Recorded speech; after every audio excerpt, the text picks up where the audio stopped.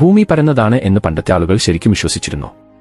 നമ്മുടെ യുക്തിവാദികൾക്കിടയിൽ കത്തോലിക്കാ സഭയെക്കുറിച്ച് അത്തരമൊരു ആരോപണം നിലവിലുണ്ട്. ഭൂമി പരന്നതാണ് എന്നാണ് ബൈബിളിന്റെ അടിസ്ഥാനത്തിൽ കത്തോലിക്കാ സഭ പഠിപ്പിച്ചിരുന്നത്. വേദപുസ്തകത്തിന് വിരുദ്ധമായതുകൊണ്ട് ഭൂമി ശരിക്കും ഒരു ഗോളമാണ് എന്ന് തിരുത്താൻ ശ്രമിച്ച ഗലീലിയോ, കോപ്പർനിക്കസ്, ബ്രൂണോ മുതലായവരെ സഭ ഉപദ്രവിച്ചു എന്നൊക്കെ ബുദ്ധിജീവികൾ വെച്ചു കാച്ചാറുണ്ട്. ഇതിൽ എന്തെങ്കിലും വാസ്തവമുണ്ടോ?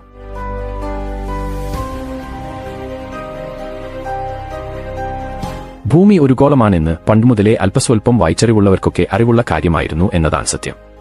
ആ ഒരു ധാരണയില്ലാതെ കടൽയാത്ര ഏറെക്കുറെ അസാധ്യമാണ്.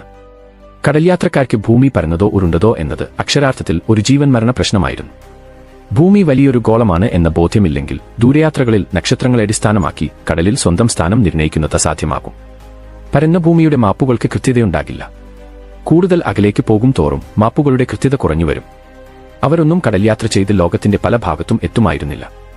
നമ്മുടെ പൂർവികർ കടൽയാത്ര ചെയ്ത് എല്ലായിടത്തും എത്തിയിരുന്നു എന്നത് തന്നെ അവർക്ക് ഭൂമി ഒരു ഗോളമായിരുന്നു എന്ന് ബോധ്യമുണ്ടായിരുന്നു എന്നതിന് തെളിവാണ്.